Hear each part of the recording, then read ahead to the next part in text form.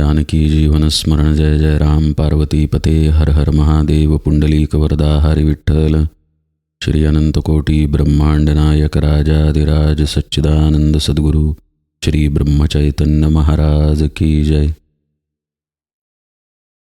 श्री महाराजांच्या सेवेमध्ये आपण दासबोधाची उजळणी पाहत असताना शुद्ध ज्ञान निरूपणामध्ये समर्थ आपल्याला कुठल्या प्रकारे सावध करतायत तो विषय आज पाहणार आहे। कालच्या निरूपणामध्ये आपण एकांत हा विषय पाहिला। समर्थांनी सांगितलं की शिष्या एकांती बैसावे स्वरूपी विश्रांती सजावे। खरी विश्रांती कुठे आहे आणि कशी आहे हे आपण विस्तृतपणे पाहिलं। समर्थांनी ही साधना आत्मज्ञानाच्या परमार्थाच्या दृढीकरणासाठी सांगितली। मी म्हणजे देह नाही हा नुसता अनुभव येऊन उपयोग नाही। क्षणिक कोणता तरी अनुभव आला तर त्याला श्री महाराज अंगावर आलेली सूज म्हणतात।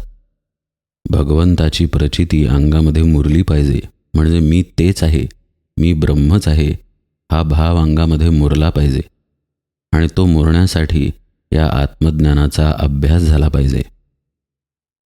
समर्थ यापुढे आपल्याला या मार्गावर राहण्यासाठी सावध करतात, मार्गावर कसं राहायचं ते शिकवतात, टिकून कसं राहायचं तेही शिकवतात। या ओव्या अत्यंत महत्त्वाच्या आहेत।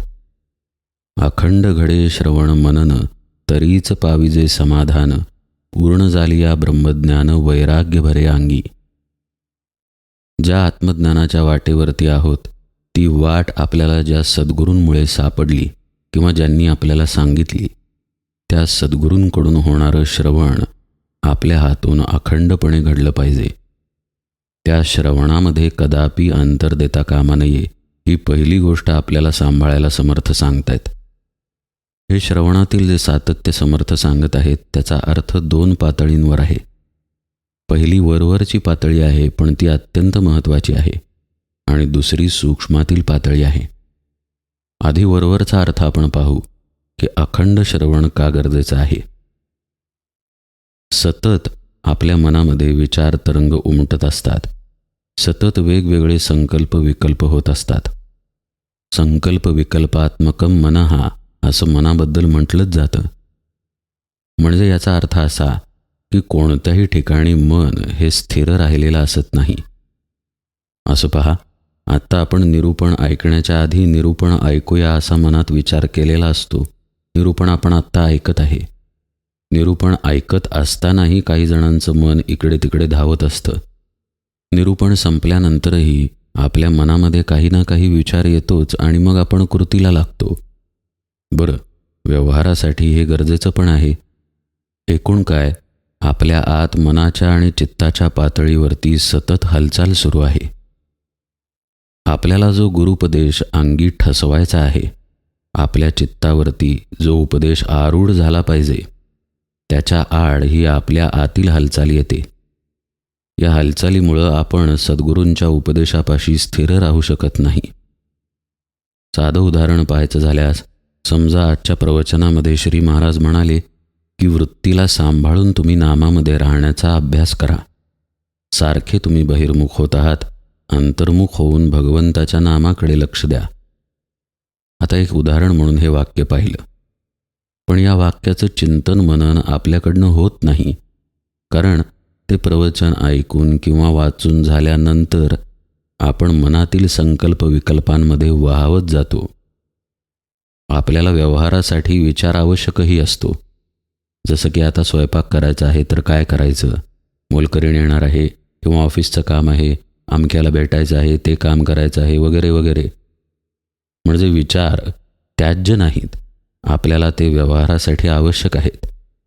पण ज्या मनामध्ये सद्गुरू वचनांचं मनन करायचं त्याच मनामध्ये व्यवहाराचे विषयांचे विचारही करावे लागतात किंवा येतात।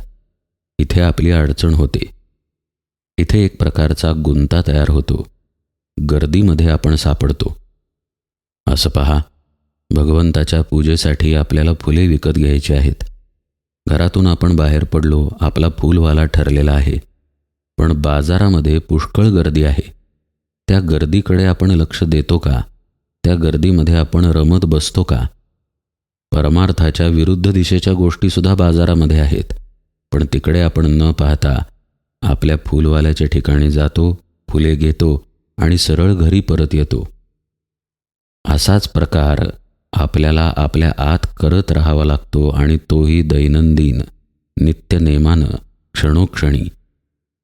जो साधक आहे, ज्याला आत्मज्ञानापर्यंत पोहोचायचं आहे, त्याच्यासाठी हा विषय सुरू आहे बरं का. ज्याला जाता जाता परमार्थ करायचा आहे, केवळ करमणूक म्हणून, जरा बरं वाटतं म्हणून, त्याच्यासाठी समर्थ हा उपदेश करत नाहीत. म्हणजे माझ्या मनामध्ये ध्यान पक्का आहे फुलवाल्याचं, माझ्या मनामध्ये माझ्या घरी परत यायचं आहे हे ठिकाणही पक्का आहे. तसं गुरूंच्या उपदेशाबाबत आपण पक्के असत नाही, म्हणून आपल्याला वारंवार श्रवण करावं लागतं. पुन्हा पुन्हा केलेलं श्रवण आपल्या चित्ताला, आपल्या मनाला, आपल्या चित्तवृत्तींना परमार्थ मार्गावरती आणतं.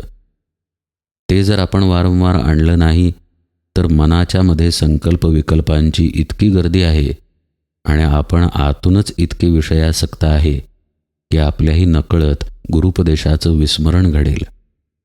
उपदेशाचं विस्मरण घडलं तर त्या दिशेची कृती होणार नाही.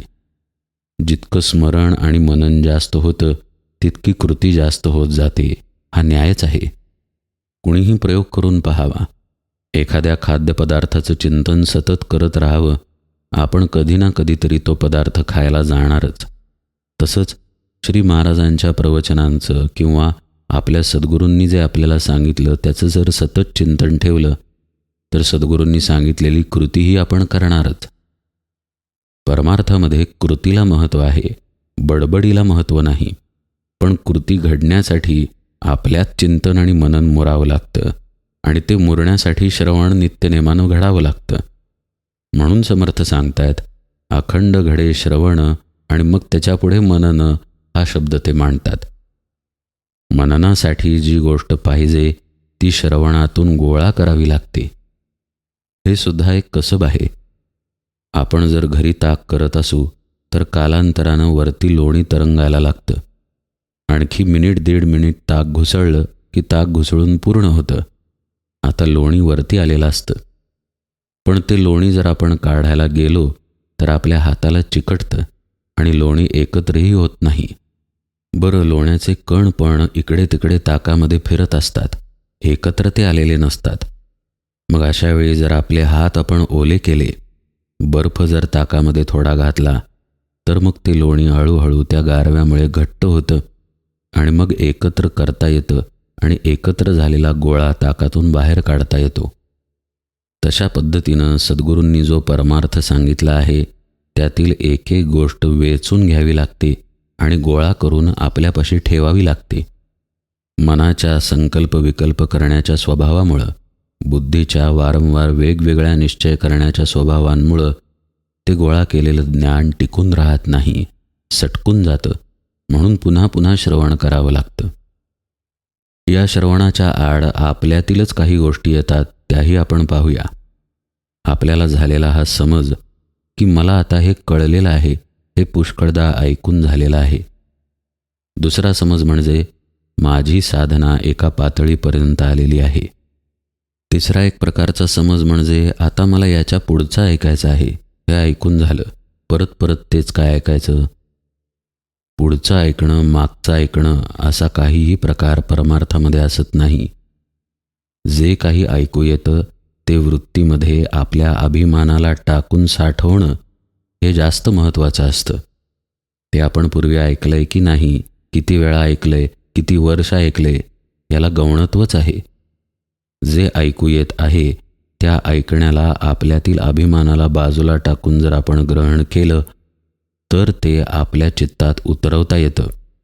उतरवल्यानंतर आपल्यातीलच बदल आपल्या लक्षात यायला लागतो. भगवत प्राप्ती ही आपली अडचण झालेली आहे, ती जीवभाव चिवट झाल्यामुळं, देहबुद्धी चिवट झाल्यामुळं. जर ती हलकी फुलकी असती तर हलका डाग नुसता जसा झटकल्यावर निघून जातो तसा निघून गेला असता तो डाग. पण हा चिवट डाग पुष्कळ काळ भिजत ठेवावा लागतो. म्हणून तेच तेच पुन्हा पुन्हा सारखं सारखं श्रवण करावं लागतं आणि तेही रोज नियमानं. तरच आपल्याला खऱ्या अर्थानं जे मनन करायचं आहे ती गोष्ट सापडते. वरवर जे आपण ऐकलेलं आहे त्या गोष्टीचं आपण मनन करू शकत नाही पहा. ज्या गोष्टीचं मनन आपण करतो ती गोष्ट आपल्या आत रुजलेली असते. म्हणून दैनंदिन श्रवणातून आधी महत्त्वाचा गुरुपदेश आत रुजवण्याचा अभ्यास केला पाहिजे. अशावेळी श्रवण अत्यंत एकाग्रतेनं, इतर कोणताही विचार न करता, त्या श्रवणाबद्दलचाही विचार न करता केवळ श्रवण म्हणून ते घडलं पाहिजे. म्हणजे ते मग आत रुजेल आणि रुजल्यानंतर त्या गुरुवचनाचं मनन आपल्याला करता येईल. ते मनन याच मनाचा आधार घेऊन केलं जातं ज्या मनामध्ये विषयांचे विचार असतात, ज्या मनामध्ये व्यवहाराचे, प्रपंचाचे विचार असतात. म्हणजे होईल काय? ज्या भांड्यामध्ये आपण ताक ठेवलेलं आहे त्याच भांड्यामध्ये पाणी आहे, पण ताक आणि पाणी एकत्र राहूच शकत नाही. कालांतरानं ताक खाली बसतं आणि पाणी वरती येतं. वरती आलेलं पाणी अलगदपणे ओतून टाकता येतं. तशाच पद्धतीनं मनामध्ये आपल्या मनन मुरायला लागलं. लक्ष देऊन ऐका बरं का. पहिल्यांदा गुरुवचन रुजलं आणि मग ते मननातून प्रगट झालं. आता मननही जेव्हा रुजतं, मुरतं, तेव्हा नको असलेले विषय, ताकाच्या वर नको असलेलं पाणी जसं टाकावं तसे टाकून देता येतात आणि मग आपल्याला समाधानाचा स्पर्श होतो. हीच गोष्ट समर्थ सांगतायत, अखंड घडे श्रवण मनन, तरीच पाविजे समाधान. पुढे मग त्यांनी वैराग्य हा विषय मांडलाय. पूर्ण झालिया ब्रह्मज्ञान वैराग्य भरे अंगी. पूर्ण ब्रह्मज्ञान झाल्याशिवाय वैराग्यच नाही असं विधानच एक प्रकारे समर्थांनी केले. पण म्हणून आपण वैराग्याचा अभ्यासच करू नये की काय? तर तो जरूर करावा आणि त्याचा संबंध आत्ता पाहिलेल्या श्रवण मननाशीच आहे, ते आपण समजून घेऊया. वैराग्य म्हणजे विषयांची पूर्णपणे असलेली अनासक्ती. आता ही एकदम कशी येणार? कारण आवश्यक असलेले आणि आवश्यक नसलेले दोन्हीही विषय आपण उपभोगत असतो. जसं की चहा, अनावश्यक विषयातील गोष्ट, पण त्याची तलफ येते, त्याचा विचार आपण करतो, त्याचा वास आपल्याला आठवतो, त्याची वेळ झाल्यानंतर आपण गॅसकडे धावतोच, चहा पितोच. आवश्यक विषय म्हणजे भोजन. शरीराला अन्नाची गरज आहे, पण ती गरज किती प्रमाणात आहे, आपण किती खातोय, आपण चटक म्हणून खातोय की गरज म्हणून खातोय, याचा विवेक मनुष्य घालवून बसतो आणि मग गरजेसाठी अन्न न खाता चोचले म्हणून अन्न खाल्लं जातं. ते म्हणत नाहीत का, खाण्यासाठी जगू नको, जगण्यासाठी खा. पण जगण्यासाठी न खाता आपण विषयात वाहवत गेल्यामुळे खाण्यासाठी जगत राहतो. मग अशी जर आपली परिस्थिती असेल तर वैराग्याचा अभ्यास घडणार कुठून? मग तो अभ्यास जर घडायचा असेल तर नको असलेल्या विषयांना बाहेर टाकता आलं पाहिजे. म्हणजे आत्ताच्याच उदाहरणावरून पाहूया की भूक लागणार आहे, अन्न खाणं तर गरजेचं आहे, पण आपल्याला चटक आणि जिभेचे चोचले बाजूला टाकता आले पाहिजेत. म्हणजे मगाचाच विषय की ताकावरचं पाणी टाकता आलं पाहिजे. म्हणूनच इथे श्रवणाला अत्यंत महत्त्व आहे. सद्गुरुमुखातून जर परमार्थाचं, विषय विरक्तीचं, भगवंताच्या अस्तित्वाचं, तिकडे आपल्याला जायचं आहे वगैरे वगैरे विषयांचं श्रवण होत असेल तर ते मुरल्यानंतर आपण त्याच्या मननात राहू.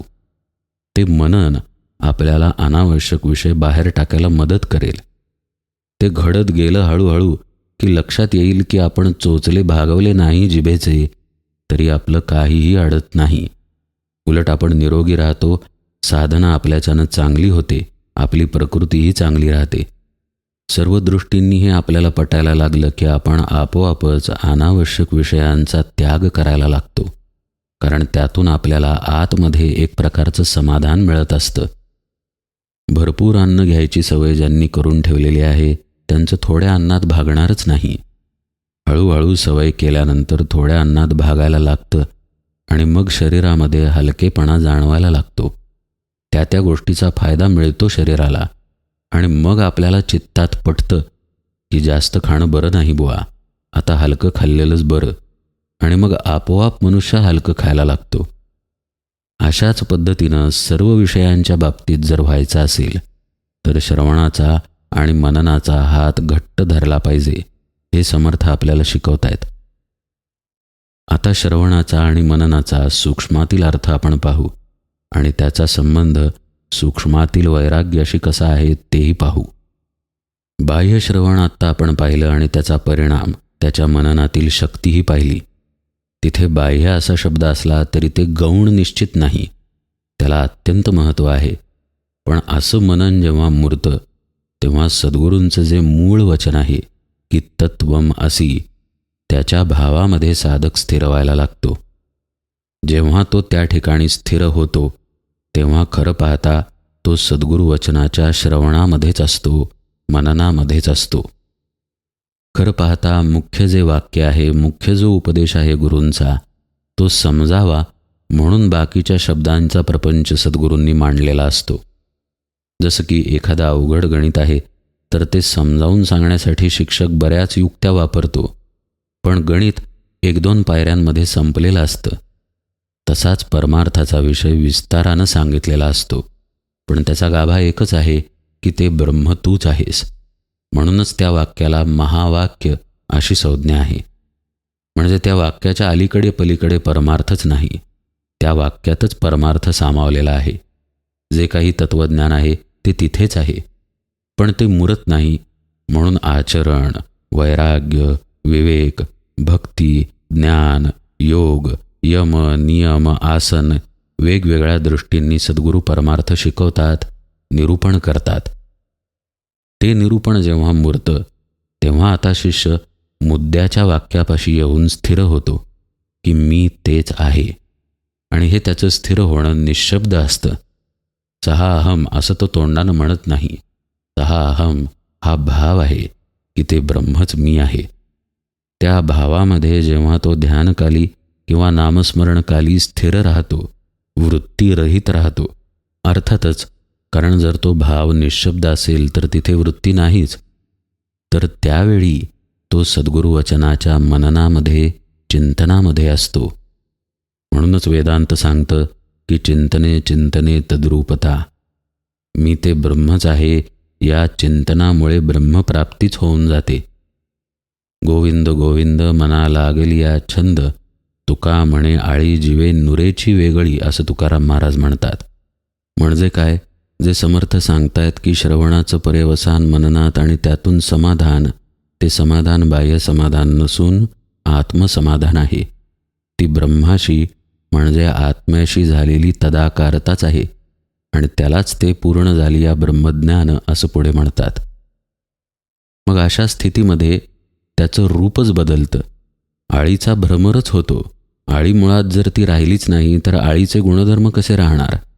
विषयांच्या ठिकाणी आसक्त असणं हा जीवाचा गुणधर्म आहे, पण तो आता जीव राहिला कुठे. तुका म्हणे आळी जीवे नुरेची वेगळी.